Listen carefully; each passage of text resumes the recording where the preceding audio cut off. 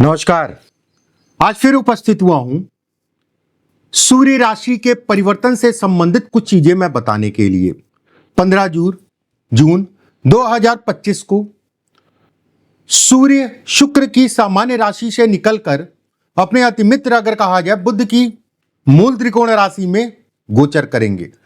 मूल त्रिकोण मतलब होता है कि ग्रहों में जिन ग्रहों का बल या फिर कह लीजिए कि बुध का बल, और वहीं कहीं ना कहीं सूर्य अगर कहा जाए बुध के अति मित्र हैं। एक मित्र होता है, एक बहुतेरा घनिष्ठ मित्र होता है, अति मित्र है। और ये गोचर अगर कहा जाए तो लगभग 1 महीने चलेगा, मतलब 16 जुलाई तक लगभग चलेगा। अपने अति मित्र की राशि में गोचर करने के कारण अगर कहा जाए इसका प्रभाव अगर कहें तो सभी राशियों पे पड़ेगा। सूर्य अगर कहा जाए हमारी महत्वाकांक्षाओं को दिखाता है। सूर्य अगर कहा जाए हमने हमारे सपनों को साकार करता है, या फिर सूर्य का बलिष्ठ होना, अच्छा होना या गोचर में अच्छे प्रभाव लेके आना व्यक्ति के सपनों को साकार करने की बल लगता है। अगर यह गोचर आपके पक्ष में है और बर्थ चार्ट में या हाथ में अगर कहा जाए सूर्य आपका अच्छा है, यह कहीं ना कहीं प्रसिद्धि है, प्रशासनिक लाभ है, ऊर्जा है, नौकरी है, नौकरी में सफलता है, उत्तम स्वास्थ्य है, आत्मबल है, बहुत सारी चीजें, चाहे पद हो चाहे प्रतिष्ठा हो, इन सभी चीजों को दिखाता है।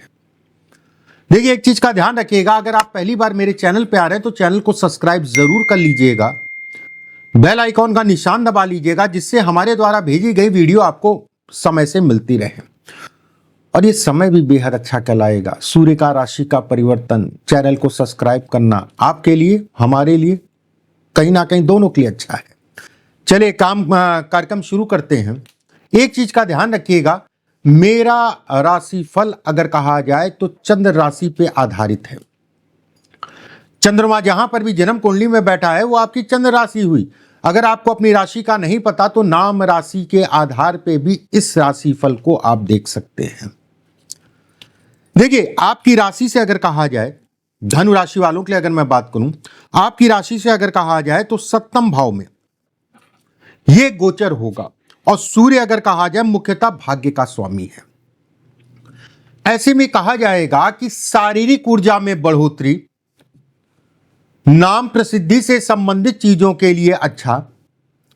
वहीं पे किसी प्रकार का कोई कोर्ट कचहरी वाद विवाद चल रहा है, सूर्य उसका कारक ग्रह कहलाता है, उसमें थोड़ा सा आपको लगना पड़ेगा, आपको सफलता मिलेगी।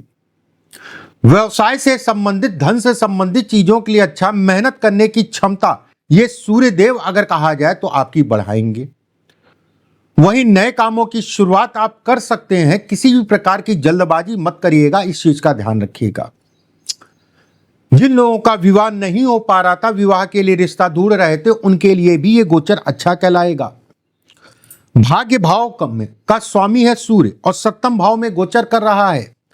वैवाहिक जीवन में जो भी जीवन साथी है उसके शरीर स्वास्थ्य पर असर डालेगा। लेकिन यह भी कहा जाएगा कि आपके गुस्से, आपके क्रोध के कारण आपके पारिवारिक जीवन में कहीं कोई दिक्कत ना हो, इस चीज का ध्यान रखिएगा। अपने क्रोध पे नियंत्रण करके चलिएगा। सूर्य लगन में देखने का मतलब यह कहलाएगा प्रतिष्ठा में वृद्धि। ऐसे लोग अगर कहा जाए प्रतिष्ठित होते हैं। अगर किसी प्रकार से राजनीति में जाना चाह रहे हैं या किसी प्रकार से कोई गवर्नमेंट से संबंधित कोई लाभ लेना चाह रहे हैं, उन सभी चीजों के लिए ये गोचर अगर कहा जाए तो परफेक्ट है, अच्छा गोचर कहलाएगा। एक बात, सूर्य अगर कहा जाए तो यात्राओं को दिखा रहा है, चाहे वो यात्रा अगर कहा जाए धार्मिक हो, चाहे अगर कहा जाए तो अपने काम धाम से संबंधित चीजों के लिए हो। दोनों ही यात्राओं के लिए समय अनुकूल कहलाएगा। यह समय उच्च शिक्षा में सफलता, उच्च शिक्षा में एडमिशन, उन सभी चीजों में आपका भाग्य आपका साथ देगा, बिल्कुल मैं कह सकता हूं। नौकरी पेशा लोगों के लिए अगर कहा जाए, कोई भी आपके डिपार्टमेंट में या लोगों से कोई तनाव या वाद विवाद चल रहा था, उसमें कमी करेगा। ये आपको सही ऊर्जा और सही दिशा देगा।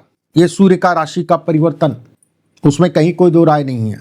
समस्याएं क्या हैं?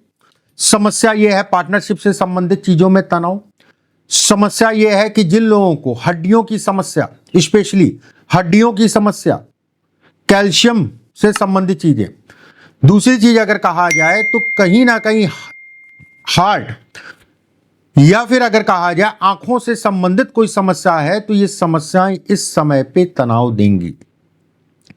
इसमें भी अच्छा यह है कि वो तनाव अगर कहा जाए तो आपके लिए अच्छा है कि समस्या जो है उसको लेके आप तनाव ले रहे हैं और अपना बेहतर तरीके से अपना ट्रीटमेंट, अपने शरीर स्वास्थ्य को जो है बेहतर तरीके से चलाने की कोशिश, ये भी आपके दिमाग में आएगा। एक बार गुरु, पिता या किसी बुजुर्ग के कारण आपकी चीजें बनेंगी।